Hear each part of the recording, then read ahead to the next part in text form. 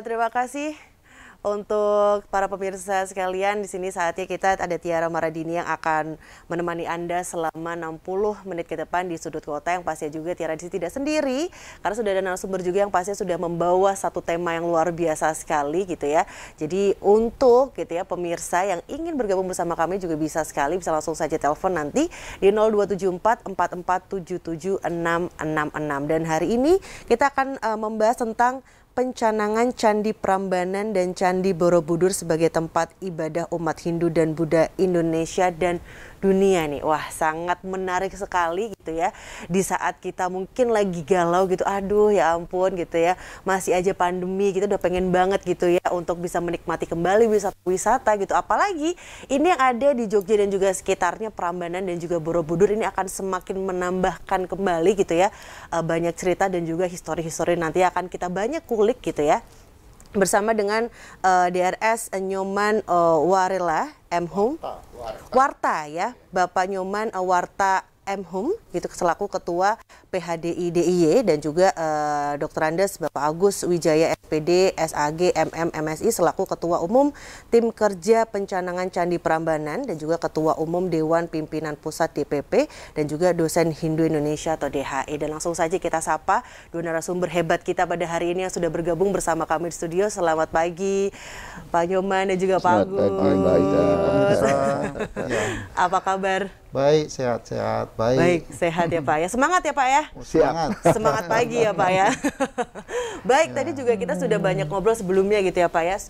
Lumayan kaget juga dan juga lumayan excited nih Pak. Akhirnya gitu, Prambanan dan juga Borobudur selain menjadi salah satu warisan dunia yang sudah diakui oleh UNESCO juga gitu ya. Ini akhirnya terpilih juga menjadi salah satu tempat ibadah. Kita kan beberapa keyakinan juga ada gitu ya Pak, Islam gitu kan di Mekah, terus habis itu Katolik Kristen itu juga ada di satu tempat gitu ya. Ini sekarang Hindu dan juga Buddha di wisatanya Prambanan dan juga Borobudur gitu. Kok akhirnya bisa nih Pak? Boleh nggak sih saya diceritain dulu nih, banyak nih pemirsa yang pastinya penasaran banget. Kok akhirnya bisa Prambanan dan juga Borobudur? Kalau kita ngomongin Hindu kan Bali nih ya identiknya gitu ya Pak ya. Mungkin boleh Pak bisa untuk diceritakan. Terima kasih Mbak Tiara. Saya Pak Agus Wijaya, Ketua Tim Candi Prambanan. Jadi latar belakangnya ini sebenarnya ya perenungan dari Menteri Agama yang sekarang, Gus Yakut.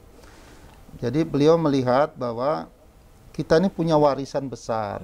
Warisan besar itu sudah diakui oleh UNESCO, oleh dunia yang akui.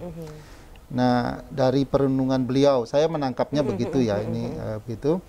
Jadi Gus Yakut sebagai Menteri Agama itu kenapa enggak ya kita jadikan Prambanan ini pusat ibadahnya umat Hindu Indonesia dan dunia gitu.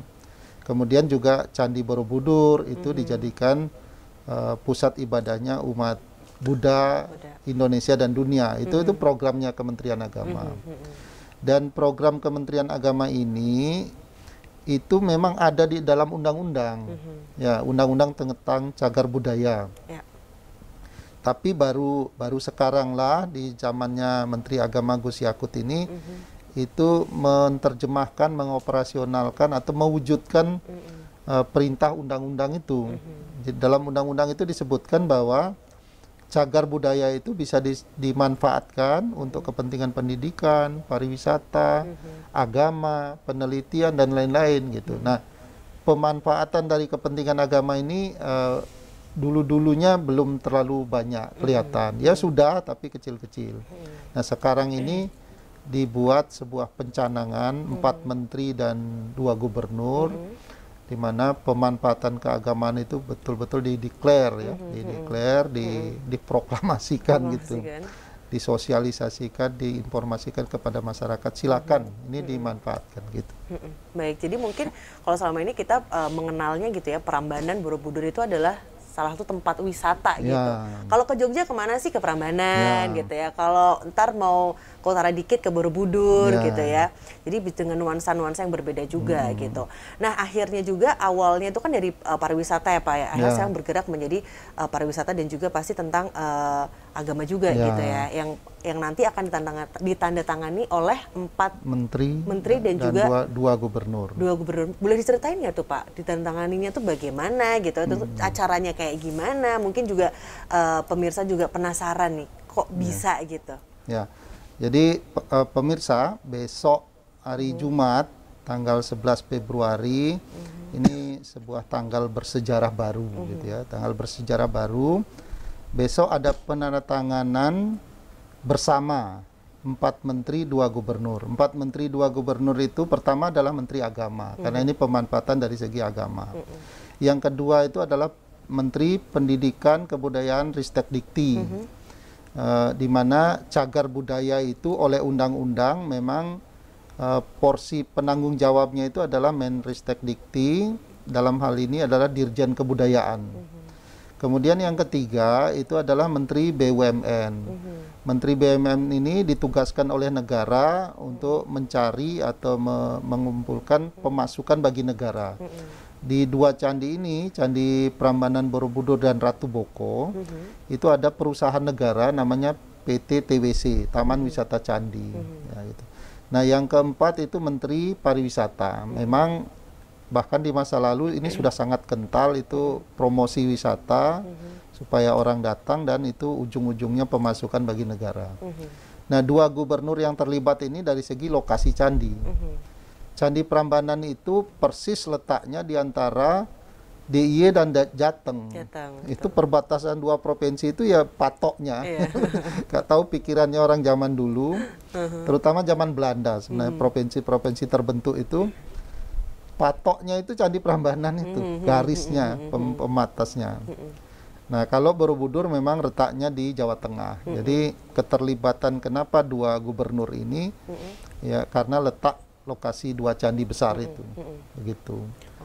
Jadi besok akan dilakukan penandatanganan bersama 4 menteri 2 gubernur, kemudian disaksikan juga oleh Menko Pembangunan Manusia dan Kebudayaan.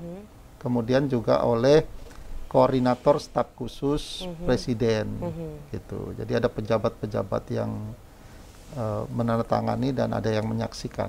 Iya, berarti akhirnya besok gitu ya, Candi Prambanan dan juga Borobudur menjadi tempat ibadah pusat gitu ya di Indonesia. Baik, tadi juga Pak Agus juga mengatakan bahwa yang dulu gitu Prambanan itu sebagai candi yang biasanya kita kenal sebagai tempat wisata aja. Tapi sekarang bertambah kembali gitu ya manfaatnya sebagai tempat ibadah juga. Ini nanti apa nih yang maksudnya dari tempat ibadah dan juga wisata ini mungkin akan dibikin acara kah di setiap mungkin tahunnya atau apa gitu dari Candi Prambanan ataupun Borobudur, karena kan sudah menjadi tempat ibadah juga gitu. Gimana nih Pak Agus? Nanti saya ceritakan sedikit, di samping saya ada Pak Nyoman Warta akan menambahkan. Jadi gini, saya pernah ditanya oleh Pak Menteri Agama, itu Pak Agus, apa bedanya masa sebelum pencanangan dengan setelahnya gitu. Saya jawab, Pak Menteri, kami tim sudah mengonsep bahwa setelah pencanangan itu nanti ada sesuatu yang berubah banyak. Berubahnya bukan sedikit, berubah banyak. Bukan dari sisi candinya ya, tetap begitu. Tetapi yang beda adalah kalau di masa lalu pengunjung-pengunjung wisata datang hanya melihat candi, hanya melihat tumpukan batu yang namanya candi. Tapi setelah pencanangan mereka akan melihat aktivitas di candi itu, di dua-duanya, di Prambanan maupun di Borobudur. Tanda petik itu seperti di Bali. Nah gitu. Jadi para wisatawan yang hadir itu tidak melihat fisik keindahan sesuatu, tapi melihat ada aktivitas di situ. Nah dalam hal ini adalah kalau di Prambanan itu ada aktivitas keagamaan umat Hindu, kalau di Borobudur ada aktivitas keagamaan umat Buddha. Nah, contoh kami akan ada hari raya terdekat, itu namanya Hari Raya Nyepi, di awal Maret. Nah, ini pemanfaatan dari agamanya tentu saja akan dibesarkan di bulan Maret, awal Maret itu dalam perayaan Nyepi rangkaiannya. Pak Nyoman Warta mungkin bisa akan nambahkan. Baik, silakan. Sebelumnya Om Swastiastu. kami Nyoman Warte, Ketua Parisada Hindu Dharma Indonesia Daerah Istimewa Yogyakarta. Emang pemanfaatan Candi Prambanan sebelum ditandatangani ini besok, sebenarnya Candi Prambanan kita sudah gunakan setiap tahun, khususnya Taur Agung Nyepi nasional itu tiap tahun. Nah cuma mulai tahun 2000 sampai sekarang ini karena masih pandemi, kegiatannya hanya sebatas ritual. Kalau tidak ada pandemi, seperti tahun 2015, Bapak Presiden rawuh, kita menghadirkan 40.000 umat DIY dan Jateng. Sebenarnya begini, kalau yang saya tangkap dari konsep yang disampaikan Pak Agus, dari programnya Bapak Menteri, BBCB itu memelihara sebagai fisiknya, membangun candi yang sudah roboh, itu dipugar kembali, dan yang sudah ada itu tetap dipelihara, itu menjadi aset bangsa, sehingga UNESCO pun mengakui. Sedangkan TWC, ya, itu mengembangkan dari segi arealnya, dari segi estetikanya, sehingga candi itu kelihatan anggun, ya, berwibawa. Tetapi orang kan tidak memandang itu sebagai tumpukan batu semata-mata. Sebab pada waktu dibikin itu ada upacara khusus supaya candi itu benar-benar mengeluarkan vibrasi begitu. Nah sehingga umat Hindu mempunyai kewajiban moral setiap tahun melakukan yang baru diperbolehkan kemarin, baru Nyepi dan Siwagraha. Abhiseka, yaitu udah Siwagraha Abhiseka. Nah, istilahnya ulang tahun setiap tahunnya itu bulan November. Nah sekarang dengan pencanangan ini, ya kesepakatan ini, sekarang yang tingkat nasional dan dunia ada 3. Mahasiwaratri itu nanti tingkat dunia. Ya. Perayaan Taur Agung Nyepi itu tingkat nasional. Dan yang terakhir adalah Siwagraha, itu tingkat nasional. Sedangkan yang bersifat hari-hari tertentu, itu ada 14 banyaknya. Yang pertama, yang di Hindu, Purnama Tilam, bulan mati dan bulan Purnama. Itu 15 hari sekali. Itu ada perayaan Ari Saraswati, itu turunnya ilmu pengetahuan. Udah itu pagar wesi sebagai benteng diri kita. Udah itu ada Hari Raya Galungan, Kemenangan Dharma, Hari Raya Kuningan, dan lain sebagainya, itu banyak sekali. Nah itu sekarang dari pemerintah sudah dibolehkan Hindu memanfaatkan untuk melaksanakan ibadah. Namun bukan Hindu untuk memiliki. Ya, artinya ketiga ini mempunyai kewajiban moral Hindu dari segi ritual supaya candi itu tetap terpelihara secara agama, secara fisik BBCB, secara alamnya itu TWC. Ketiganya ini nanti akan bersinergi, ya, bersinergi. Nah sehingga besok setelah penandatanganan jam 1 siang kita dari kantor gubernuran khususnya umat Hindu dan Buddha akan menuju Candi Prambanan, ada upacara Puja Ngayu Bagil. Itu Hindunya di Candi Prambanan, sedangkan umat Buddhanya di Candi Sewu. Itu diperkirakan jam 1 kita sudah mulai. Itu untuk sementara dulu, apa tujuan dan maksudnya ini, kelebihnya apa, seperti itu. Iya, baik, nanti kita kalau jalan lagi ya Pak Nyoman, nanti kita hold sebentar, Mas juga penasaran sekali kan untuk pemirsa gitu ya, seperti apa kira-kira untuk acaranya, tapi saat lagi jangan kemana-mana, tetap di Sudut Kota.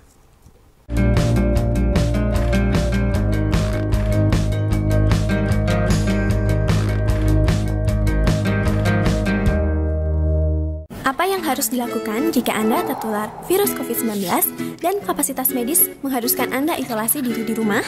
Selain tindakan dasar seperti jaga jarak 2 meter, membersihkan diri, peralatan makan, tidur, ruangan dengan disinfektan setiap hari, apa saja tindakan lainnya?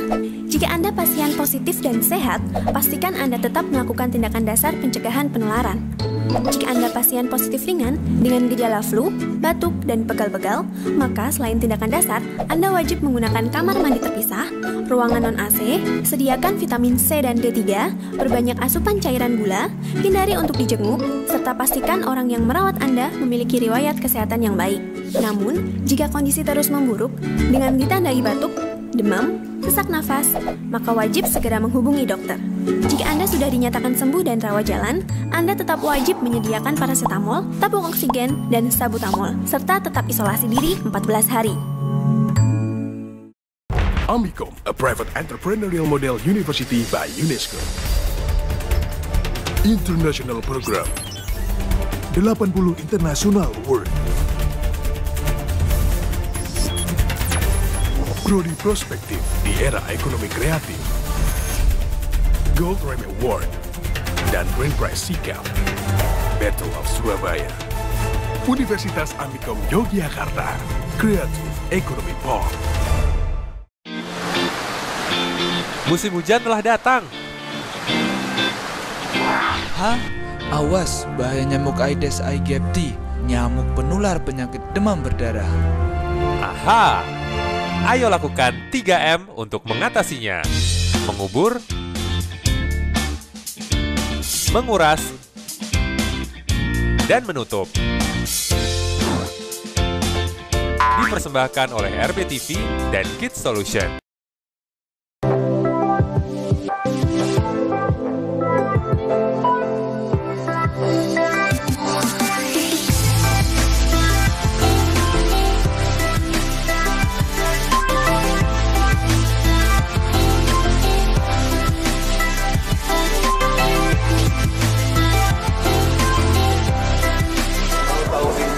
Musik terkini, simak terus Musik Box hari Sabtu hanya di RBTV Asli.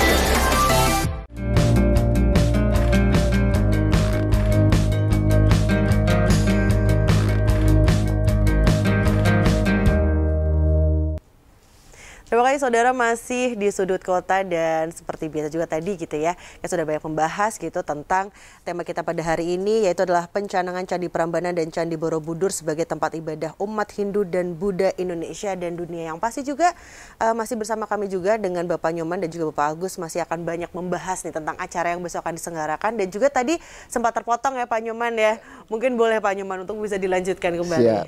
Oke. Nah ini besok jam 1 kita umat sudah kumpul di Candi Prambanan di Yang Hindu, umat Buddha di Candi Sewu. Nah di situ nanti masing-masing candi Brahma, Wisnu, Siwa dan Nandini itu sudah ada petugas khusus dengan upacaranya. Yang boleh masuk ke dalam candi itu orang-orang tertentu, 5 orang. Sedangkan umat nanti sembahyang di pelataran candi semua.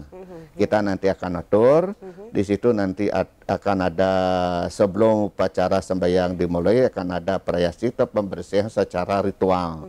Setelah itu nanti pradaksina keliling 3 kali di dalam candi Brahma, Wisnu, Siwa.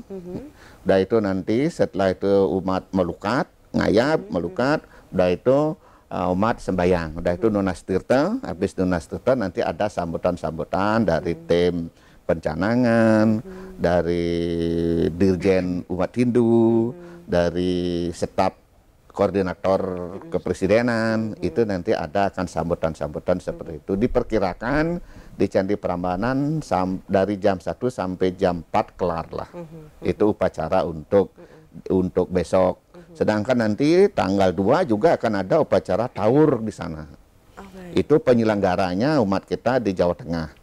Karena tahun genap Jawa Tengah, tahun ganjil Jogja begitu. Itu nanti clear. Nah ini juga akan melihat perkembangan PPKM-nya. Ya, kalau masih ketat mungkin nanti ritual, kalau sudah normal itu nanti akan membludak, apalagi dengan penandatanganan ini. Banyak sekali ingin hadir ke sini, kita tetap kita batasi untuk masa pandemi ini. Itu Mbak. Betul. Jadi memang akan dibatasi secara jumlah juga gitu ya. Pak Nyoman gitu. Baik, kalau untuk yang ketika ada acara ibadah bersama itu apakah memang seluruh umat boleh ikut bersama atau memang masih akan dibatasi juga?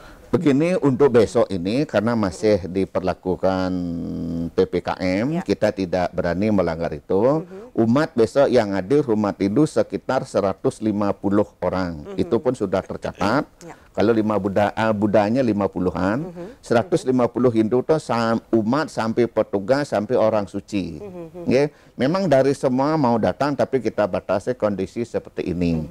Yang penting ritual tetap jalan secara skala dan niskalanya itu berjalan. Skala nyatanya penandatanganan 4 menteri, 2 gubernur, niskalanya kepada terima kasih kita kepada Tuhan, kita lakukan sembahyang puja angayu bahagia. Itu yang acara besok. Acara besok. Dan nanti malam jam 7 kita akan matur piuning di Candi Brahma Wisnu Siwa, istilah Jawanya kula nuwun lah, karena kita ada upacara besok untuk persembahyangan. Makan malamnya kita itu pun umat kita batasi juga sekitar 25 lah paling banyak gitu. Demikian, Mbak. Iya, jadi memang karena sekarang pun kita juga masih PPKM gitu ya, bahkan banyak juga masih secara online gitu, ibadah pun juga online gitu ya. Jadi memang banyak yang dilakukan tidak seperti sedia kala gitu. Harus secara virtual dan lain sebagainya. Untuk tanggal 3 Maret ini Pak Nyoman gitu, untuk Nyepi ini juga apakah sudah akan ada acara juga gitu di Prambanan? Begini, itu acara di Prambanan tanggal 2 sebenarnya. Puncaknya tanggal 2, upacara tawur, ngumpul umat. Kalau tanggal 3 kan orang sudah nyepi. Tidak boleh keluar rumah, itu melaksanakan catur berata penyepian. Tidak keluar, mati lelungan, tidak menghidupkan api, mati ageni, tidak melakukan pekerjaan, amati karya, ya, tidak bepergian, dan tidak makan, tidak minum selama 36 jam. 36. Itu umat Hindu lakukan, tidak hidupkan api dan segalanya. Itu memang disebut dengan sipeng. Itu catur berata penyepiannya tanggal 3. Sedangkan mulai kapan dibuka lagi? Itu tanggal 4. Itu namanya Dharma Santi atau ngembak geni, demikian. Demikian, Mbak. Biasanya kalau tidak pandemi seperti ini di Prambanan itu dari pagi sampai jam 3 kita baru rampung, karena itu rentetan upacaranya sangat padat. Apalagi nanti kalau sudah dibuka ini udah 2 tahun tidak bisa, itu lebih padat. Seperti kita Jogja tahun kemarin kita menyiapkan 50 ogoh-ogoh untuk pawai di Malioboro tahun 2000. Nah, keduluan keluar peraturan ogoh-ogoh kita simpan, karena udah 2 tahun itu otomatis lapuk sendiri, tidak terpakai.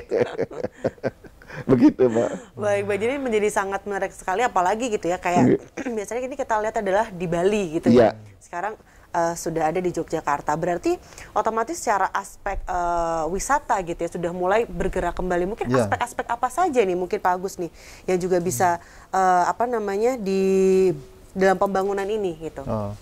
Baik, Mbak Tiara, sebenarnya ada banyak aspek ya, walaupun kita simpulkan dalam bentuk 2 kata, pemanfaatan agama, gitu ya. Sebenarnya dalam rancangan konsep yang disusun oleh tim kerja Candi Prambanan maupun tim kerja Candi Borobudur, itu aspeknya ada banyak. Jadi di dalamnya itu nanti ada unsur satu, pasti unsur keagamaan, ya persembahyangan, ritual itu pasti. Kemudian yang kedua, ini ada aspek pengembangan seni budaya. Jadi seni budaya yang dimiliki oleh bangsa kita ini sangat adiluhung. Cuman kadang-kadang terlupakan oleh seni-seni modern gitu ya, yang produksinya dari barat gitu ya. Padahal seni budaya kita tuh sangat tinggi nilainya. Nah, ini kita mau bangkitkan kembali. Kemudian yang ketiga, sebenarnya ada unsur riset. Ya, dari program pencanangan ini ada unsur riset. Kita tidak, saya seorang ilmuwan, saya tidak bisa membayangkan hebatnya para leluhur kita membangun candi itu tanpa semen. Ya, itu cuman membangun batu, dibuat sedemikian rupa, itu disambung-sambung, dan itu sangat tinggi. Kalau Candi Prambanan sangat tinggi, kalau Candi Borobudur dia melebar dan sangat luas, sangat besar. Betapa hebatnya itu leluhur kita. Nah, itu nanti ada riset arsitektur, keindahan bangunan, ada riset teknik sipil gitu ya, ada riset ilmu budaya di situ. Sebenarnya di dalam relief-relief candi itu cerita. Itu belum terungkap semua. Bahkan waktu saya menghadap kepada Ngarso Dalem Gubernur, Sri Sultan Hamengkubuwono X, beliau bilang coba ke depan itu ketika pengunjung datang itu kasihkanlah buku yang bisa bercerita dibaca orang. Itu belum sekarang ya, belum. Jadi beliau mengharapkan kalau ada pengunjung datang, mereka sudah bayar, ya dikasih oleh-oleh buku selain oleh-oleh souvenir yang mereka beli sendiri, itu sebagai bahan cerita, dia dapat manfaatnya gitu. Nah, kemudian banyak lagi aspek-aspek lain yang akan kita kembangkan di sana. Misalnya ini sekarang kan ada program literasi supaya melek belajar, melek baca gitu ya. Nanti kita ingin juga mengembangkan semacam perpustakaan. Ya. Jadi orang datang tidak sekedar hanya lihat candi, keindahan, tapi dia ke sana itu ada perpustakaan hebat di Candi Prambanan maupun di Candi Borobudur. Nah, itu kita kembangkan pelan-pelan. Ini kan program baru akan mulai besok. Betul. Tapi idenya sudah banyak. Gitu. Baik. Jadi memang secara wisata pun juga iya, secara seni juga iya, bahkan secara keilmuan pun juga ada juga gitu ya. Untuk perpustakaan tadi itu gimana tuh, Pak Agus? Perpustakaan itu kan sekarang ini sebenarnya banyak hal di candi itu. Cuman para penulis kita sudah ada, tapi masih kurang lah, ya tanda petik kurang. Ya ini dibutuhkan para penulis-penulis hebat nanti ke depan. Bagaimana menceritakan relief candi itu keliling, yang itu ratusan bahkan ribuan relief candi, itu kan ada cerita di dalamnya itu, dan itu belum terungkap semua. Itu. Nah kemudian kalau ada penelitian itu diteliti, tentu saja outcome dari penelitian itu juga harus sesuatu yang tertulis, ya berbentuk tulisan, dan itu semua supaya bisa dibaca oleh masyarakat. Dan satu hal misalnya ya dari segi seni budaya, nanti dari segi kajian, dari setelah kajian kita memahami apa sih yang ditulis oleh leluhur kita zaman dulu, itu kita ingin mewujudkan kembali yang ditulis itu. Jadi nuansa abad 89 di masa lalu, di mana kerajaan raja yang membangun itu kita akan coba pelan-pelan terjemahkan, lalu kita wujudkan kembali nuansa abad 89 itu di Candi Prambanan gitu. Itu seperti apa gitu ya Pak Agus ya. Itu menjadi salah satu yang sangat menarik sekali, karena saya sebagai yang suka banget dengan sejarah gitu kan. Ini dulu apa sih sebenarnya? Kayak gimana sih ceritanya? Sampai ada mitos satu dan lain sebagainya lah. Nantilah ya kita akan lebih banyak seru-seruan lagi pemirsa. Jadi jangan kemana-mana, tetap di Sudut Kota.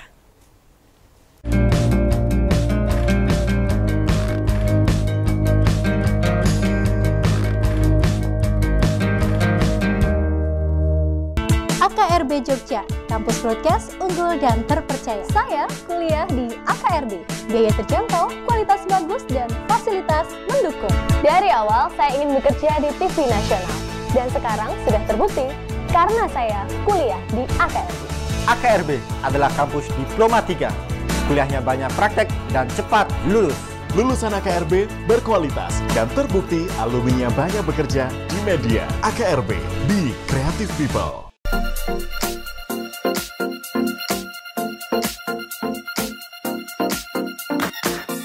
Memakai masker di setiap kegiatan.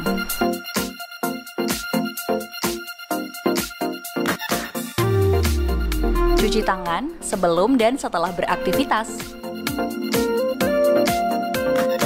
Sedia hand sanitizer di setiap aktivitas. Dan selalu jaga jarak.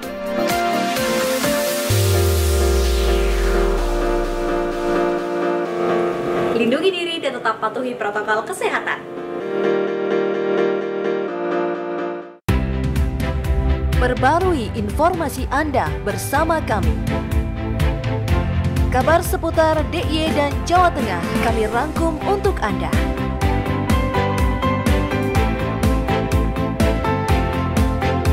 Menyapa Anda setiap hari pukul 6.30 waktu Indonesia Barat. Kabar Jogja, inspiratif dan terpercaya. Apa yang harus dilakukan jika Anda tertular virus COVID-19? WHO merekomendasikan pasien dengan gejala ringan seperti demam level rendah, batuk, bersin, dan radang tenggorokan asimptomatik, dan tidak ada penyakit kronis lainnya seperti penyakit paru, jantung, gagal ginjal, atau imun lainnya, maka pasien tersebut dapat dikarantina di rumah. Jika Anda seorang yang harus merawat penderita COVID-19 selama masa isolasi diri di rumah, maka ada beberapa hal yang Anda perhatikan. Hindari kontak langsung dengan pasien dan barang-barang yang digunakan pasien. Selalu menggunakan masker dan alat pelindungan diri. Selalu menggunakan kaos tangan sekali pakai dalam membersihkan barang-barang pasien maupun ketika harus menyiapkan keperluan pasien, dan jangan buang sarung tangan sembarangan. Selalu cuci tangan dengan hand sanitizer. Tetaplah berhubungan dengan profesional medis hingga pulih total.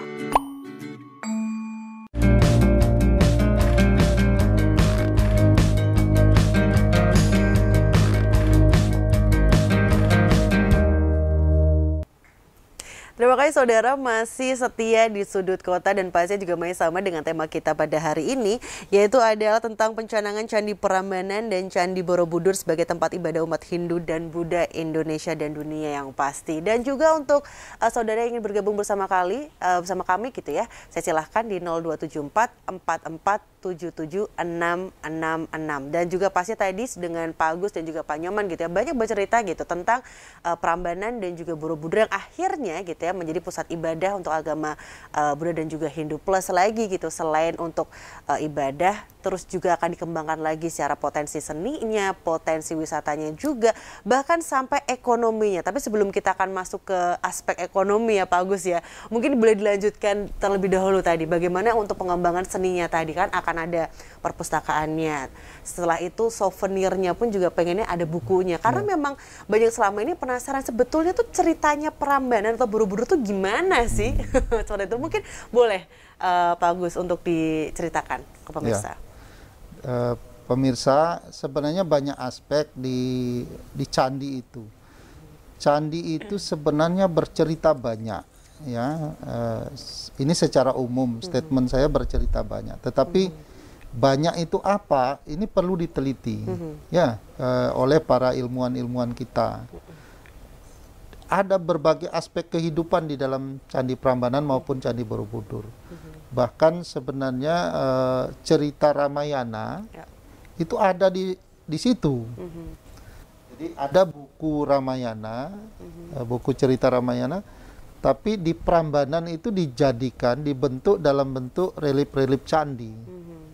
Nah, dari mana mulainya? Nah, itu harus dipahami di kitab itu. Dan juga di dalamnya juga ada aspek macam-macam. Misalnya dari relief-relief itu kita tahu pakaian-pakaiannya orang zaman dulu, bahkan makanan zaman dulu. Dan uniknya lagi, sebenarnya zaman dulu itu sudah ada alas kakinya, sandalnya zaman dulu. Gitu. Jadi ini kita harus bisa pahami, misalnya ikat kepalanya mereka yang kita sebut udeng gitu. Nah, dari penelitian itu nanti akan kita wujudkan dalam bentuk pertunjukan gitu ya. Tunjukkan aspek seni budaya keseharian. Jadi kita tampilkan sealami mungkin. Kita kembalikan lagi cerita abad-abad zaman 89 itu dalam bentuk keseharian. Umat datang sembahyang. Ya, mungkin kalau ada warung-warung cendolnya lah kata zaman dulu gitu ya. Cendol gula merahnya kita tampilkan, ada zaman dulu. Kita menikmati kue zaman dulu. Nah, ini aspek seni budaya, aspek kehidupan. Kalau aspek ekonomi, bisa kita lanjutkan ya langsung ya.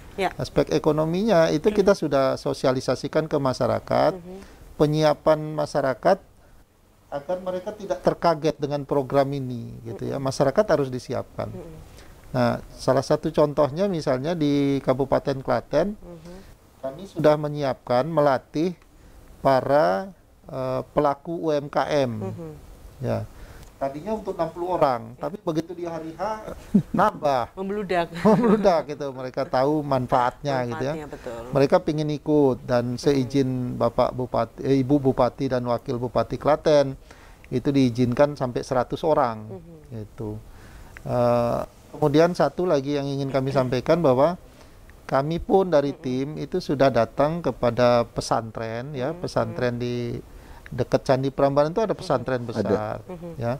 Pada Pak Kiai pimpinan pesantren kita kulonwun gitu ya, kita ceritakan itu Pak Kiai sangat menyambut baik dan Pak Kiai bisa menerima penjelasan bahwa pemanfaatan dari segi agama ini itu banyak manfaatnya untuk masyarakat sekitar. Ya, aspek-aspek masyarakat itu akan dapat dampak positifnya gitu. Tidak berarti lalu memanfaatkan dari segi agama tempat ibadah ini terus mematikan aspek lain, tidak. Jadi aspek lain itu akan berkembang. Souvenir misalnya, nanti akan ada souvenir baru yang bagus ya, seperti kalau kita wisata ke Thailand kita dapat oleh-oleh souvenir bagus, kita ke Singapura dapat oleh-oleh singa gitu ya.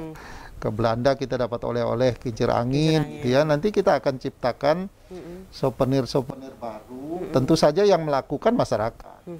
Kami ini dari tim hanya memfasilitasi, sedikit ngompori ini loh yang dibikin gitu loh, sesuai kajian yang ada di candi gitu, yang khas di candi.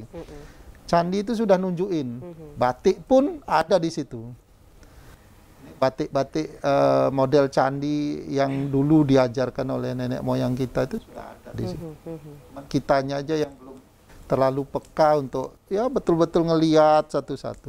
Kami sudah bikin video kecil-kecil, nanti kita akan produksi untuk disampaikan ke masyarakat.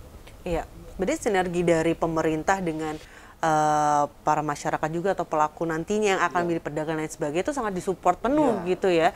Memberikan fasilitas juga, bahkan edukasi pun juga sudah gitu ya. Kalau untuk manfaatnya untuk bagi agama Hindu dan juga Buddha sendiri nih, mungkin Pak Agus atau Pak Nyoman nih mungkin boleh bisa menjelaskan. Begini Mbak, dari segi pemanfaatan secara agama Hindu, Candi Prambanan itu memang dari awal itu kan untuk pemujaan. Artinya di situ adalah Siwagra, rumahnya Tuhan.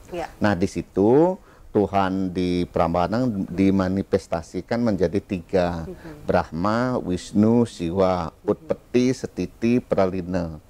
Ya, lahir, hidup, mati. Di situ itu proses kehidupan secara agama Hindu. Namun di tengah itu adalah puncaknya adalah Siwa. Karena yang tertinggi di alam semesta, makrokosmos dan mikrokosmos ini kan Tuhan ya. Maka Tuhan itu sesungguhnya tanpa wujud. Nah, bagaimana untuk mewujudkan tanpa wujud? Itu memerlukan konsentrasi tinggi.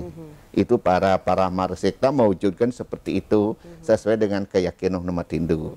Nah sekarang bagaimana pelaksanaan ritual? Ritual akan tetap terlaksana sesuai dengan yang disebutkan tadi, lampiran yang 14 itu.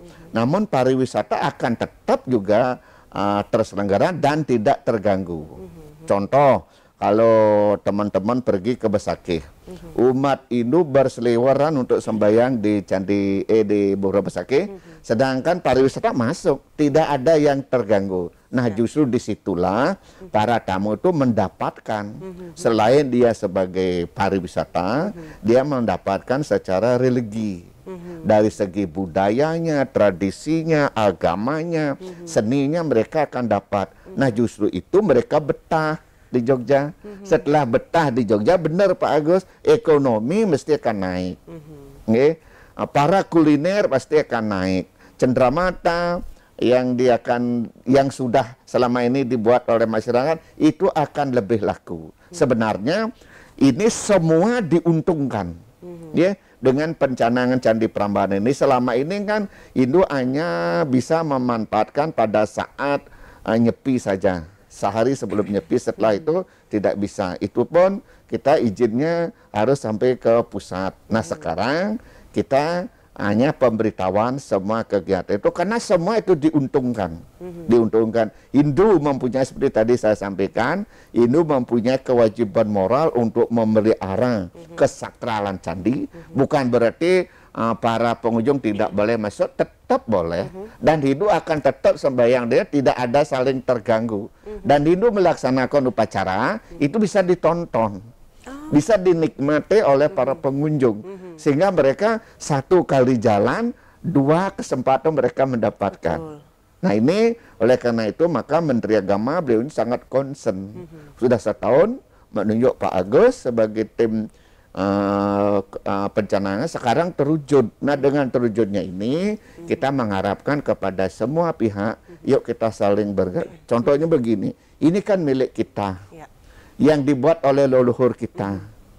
Terus sekian tahun karena zaman tidak terpelihara dengan baik. Nah, itu mulai dipugar sampai sekarang menjadi UNESCO ikut memiliki. Nah, kenapa kita sebagai bangsa Indonesia dan khususnya orang Hindu yang leluhurnya dulu memahat, membentuk seperti itu, kita ini kan anak cucunya, keturunannya, maka mempunyai kewajiban moral. Dengan itu nanti di satu sisi program pemerintah ini kan sebagai moderasi beragama, untuk menjadikan tahun kerukunan, tahun kerukunan, itu programnya pemerintah. Karena selama ini memang dari tahun ke tahun kita berbicara kerukunan, tapi belum kelar, belum selesai sampai detik ini. Maka sekarang disebut moderasi beragama. Sehingga Nyepi tahun ini, kita mengambil tema dari pusat sampai daerah, aktualisasi nilai tatwamasi dalam moderasi beragama menuju Indonesia maju. Nah, apa itu tatwamasi? Seperti saya dengan Mbak ini sama. Bodinya cuma laki perempuan.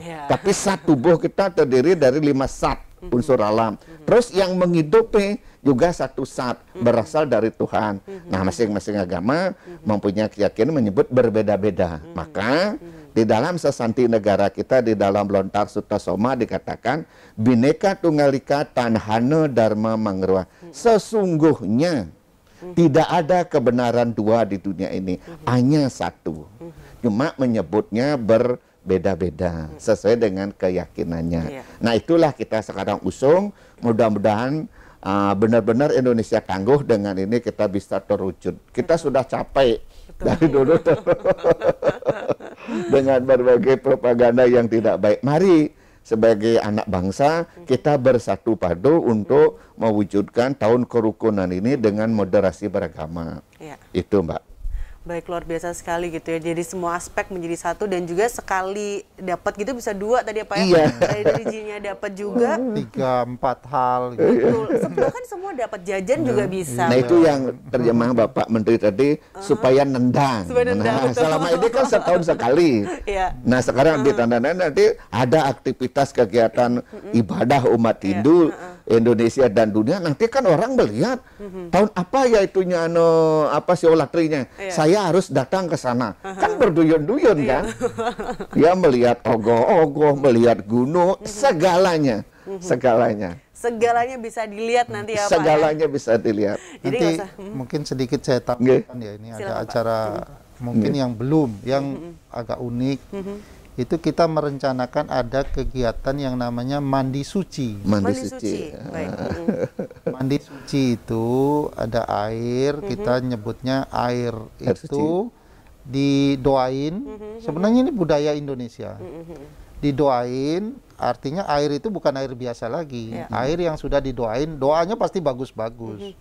Supaya selamat, supaya dilindungi, supaya sejahtera. Kalau yang tidak punya jodoh supaya nanti dapat jodoh. Berarti saya harus daftar ini, Pak, berarti. Nanti mandi suci itu mandi dengan air suci. Itu juga kita rencanakan akan ada. Oke, baik. Gitu. Saya tambahkan dikit Pak Gus ya, Mbak. Kita begini. Kenapa harus air di Indo? Segalanya di Indo mesti ujung-ujungnya air. Karena air itu sesungguhnya merupakan usadaning buwana. Usada uriping buana. Contoh begini, kalau di dunia tidak ada air, mesti kering. Betul. Termasuk dalam tubuh kita kan 75% terdiri dari air. Sehingga orang itu lebih spesifik lagi menyebutkan, di dalam tubuh manusia ini ada Sapta Gangga. Ada 7 sungai suci. Nah, di dalam bahasa kesehatannya dikatakan ada 7 pembuluh dasar, pembuluh besar di dalam tubuh, itu yang mengoperasikan sari-sari makanan dan minuman, sehingga kita kuat, cantik dan ganteng. Nanti pasti akan diceritakan lagi ya Pak Juman ya tentang satu ritual yang pasti luar biasa juga, yang pasti untuk mendoakan kita yang baik-baik. Baik, nanti kita akan saat lagi nanti kita akan melanjutkan kembali gitu ya. Dan masih banyak lagi juga beberapa pertanyaan gitu. Harapannya mungkin nanti ya Pak ya, boleh ya? Boleh. Dari pencanangan ini gitu ya, bagi bangsa seperti apa. Jadi jangan kemana-mana, untuk saudara tetap di Sudut Kota.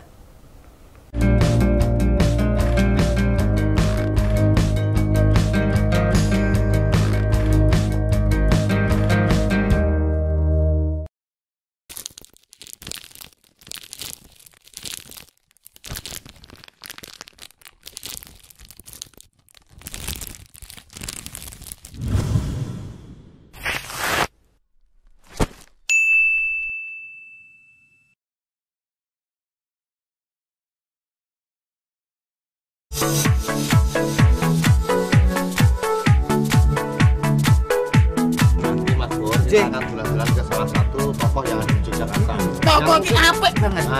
Pekerjaannya sing sae. Jos.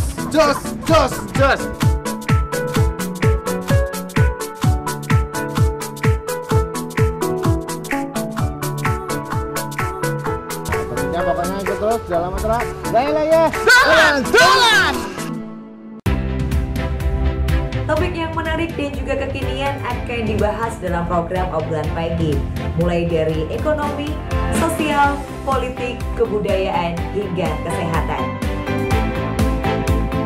Obrolan Pagi menyapa Anda setiap hari Senin sampai Jumat pukul 10 waktu Indonesia Barat hanya di RBTV Asli Jogja.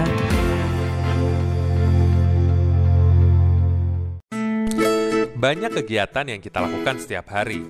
Tanpa kita sadari, banyak kuman yang menempel pada tubuh kita.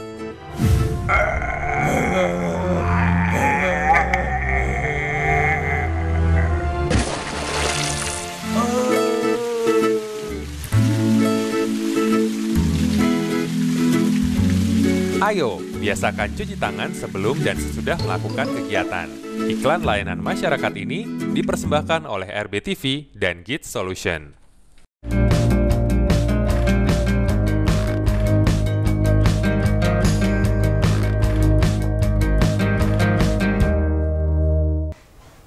Masih di Sudut Kota, dan ini segmen terakhir ya saudara gitu ya, tentang tema kita pada hari ini, pencanangan Candi Prambanan dan Candi Borobudur sebagai tempat ibadah umat Hindu Buddha Indonesia dan dunia. Tadi sudah banyak aspek diceritakan juga, dari budaya, dari terus juga ke ekonomi, dari kreatifnya pun juga gitu ya Pak. Semua aspek bisa kita dapat dalam satu kali berkunjung gitu ya ibaratnya.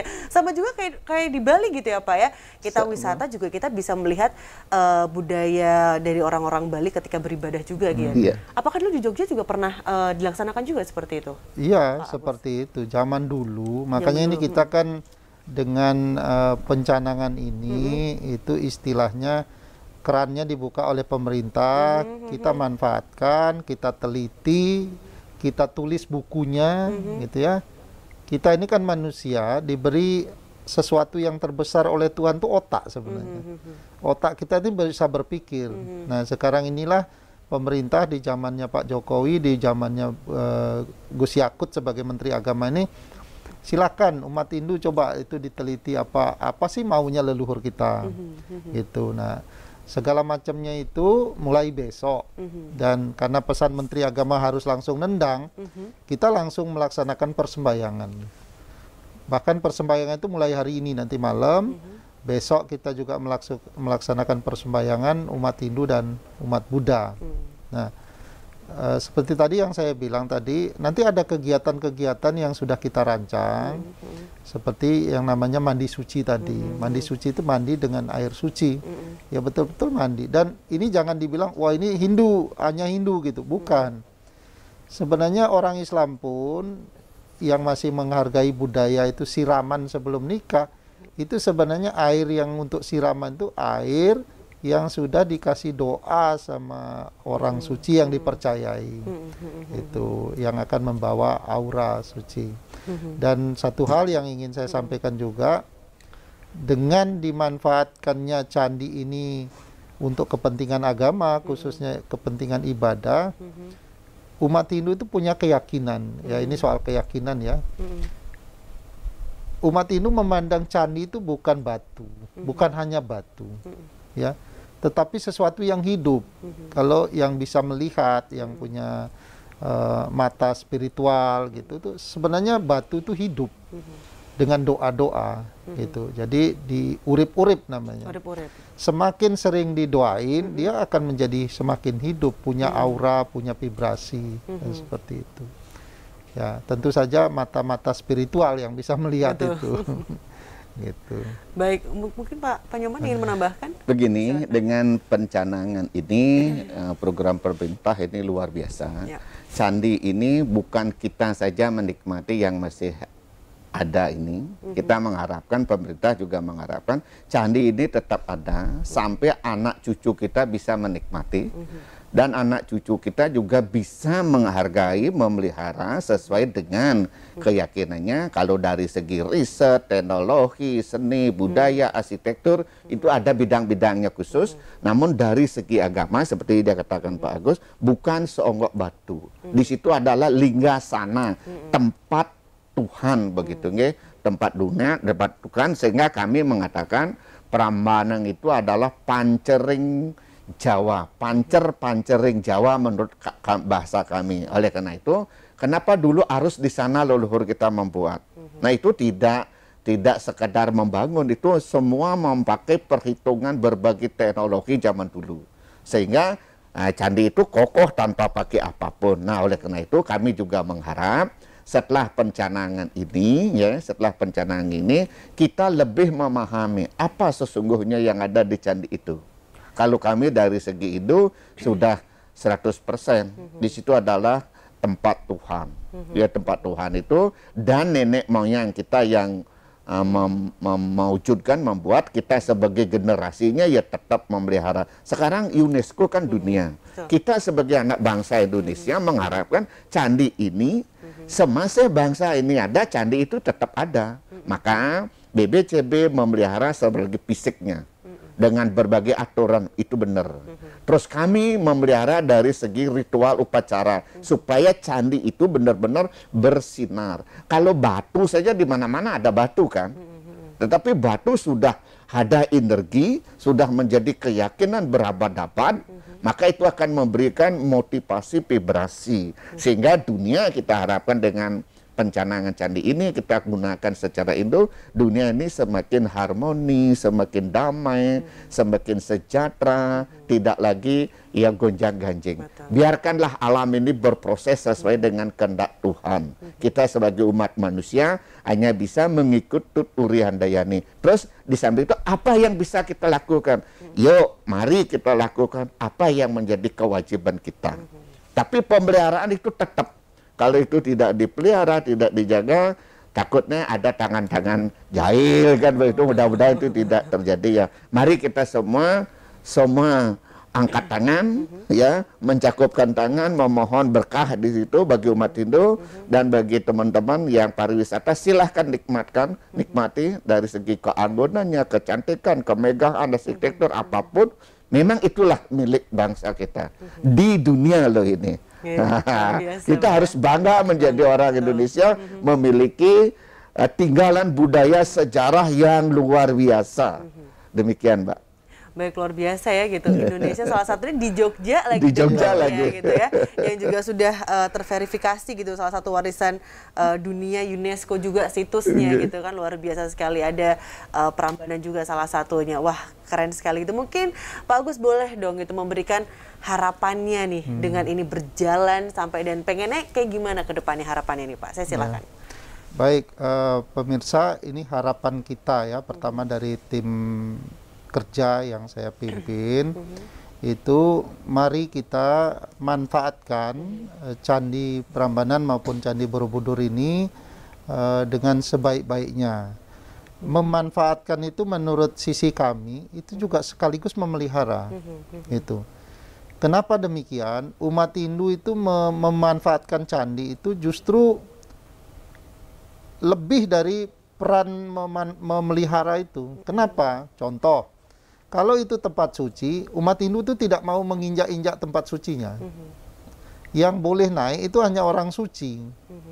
Sedangkan umat itu dia di bawah. Itu perilakunya umat Hindu pergi ke tempat suci. Umat Hindu tidak akan merusak, umat Hindu tidak akan mencuil-cuil gitu dan sebagainya. Itu sudah kami jelaskan ke berbagai pihak sehingga ini mendapat dukungan. Dan terakhir yang ingin saya sampaikan, ketika kami audiensi kepada Sri Sultan Hamengkubuwono X, Gubernur DIY, kemudian beliau langsung sampaikan kepada Menteri Agama bahwa nanti pencanangan yang akan dilakukan besok, tuan rumahnya adalah Gubernur DIY. Itu permintaannya Sultan. Setelah tahu konsepnya, manfaatnya dan lainnya. Jadi harapan kami kepada masyarakat, mari kita berkunjung ke Candi Prambanan dan Candi Borobudur dengan konsep baru, pemanfaatan dari sisi agama. Kita jaga, kita lestarikan candi kita dengan manfaat yang lebih luas lagi, yang lebih maksimal lagi, lebih optimal. Begitu, Mbak. Baik, luar biasa. Mungkin Pak Nyoman, apa yang menambahkan? Begini, dengan pencanangan 2 candi besar di Indonesia ini, otomatis candi-candi di sekitar itu akan mulai bangkit, akan mulai memberikan vibrasi, dan di situ juga akan menghasilkan devisa. Kalau sudah pariwisata ini bangkit, semuanya bangkit, devisa pasti akan bertambah. Karena orang datang tuh pasti mengeluarkan biaya ya. Katakanlah seminggu di Jogja. Kan seminggu makan, seminggu tidur, kemana-mana. Itu kan memerlukan orang-orang kita yang bergerak di bidang pariwisata dan lain sebagainya. Nah, oleh karena itu dalam pencanangan ini, mari kita semua ya guyur berukun menjaga kebersihan, kesucian, keutuhan candi supaya tetap terwujud menjadi kebanggaan kita semua, sampai anak cucu, sampai bangsa Indonesia ini tetap ada. Candi pun kita harapkan tetap ada sebagai simbolik bahwa sebelum zaman teknologi ini, di zaman dulu sudah terwujud seperti ini loh. Nah, itu kebanggaan kita. Nah, itu kita harapkan kepada anak-anak, kepada masyarakat, kepada bangsa dan dunia. Mari kita semua mempunyai anterbeni memelihara dari segi kesuciannya, bangunannya, apapun. Seperti yang Pak Agus katakan, jangan saling merusak dan lain sebagainya. Kalau itu rusak kan milik nenek moyang kita menangis. Betul. Sekarang siapa nenek moyang kita? Kan leluhur kita kan. Nah, mari kita menghargai hasil cipta beliau, hasil karya beliau. Dia pun merasa kita hargai kan begitu.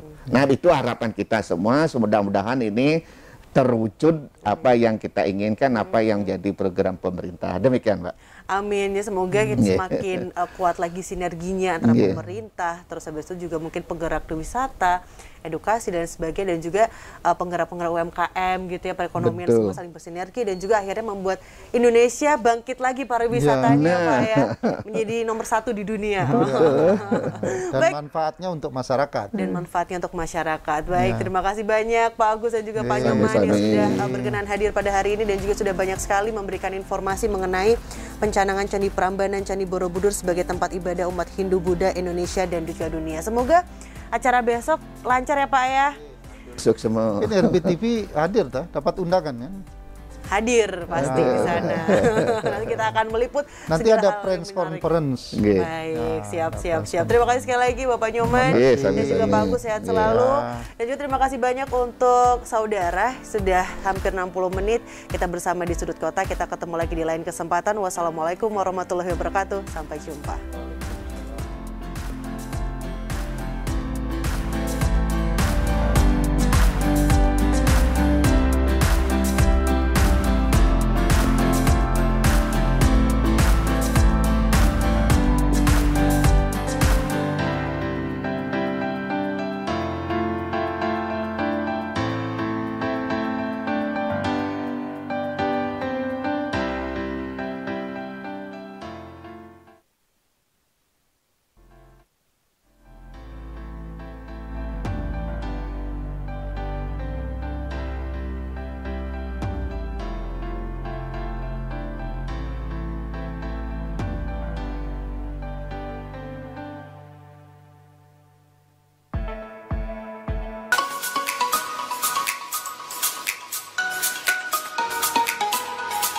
Hari ini kita akan membuat sesuatu yang gampang, membuat sesuatu yang simple, dan tentunya mudah untuk dipraktekkan.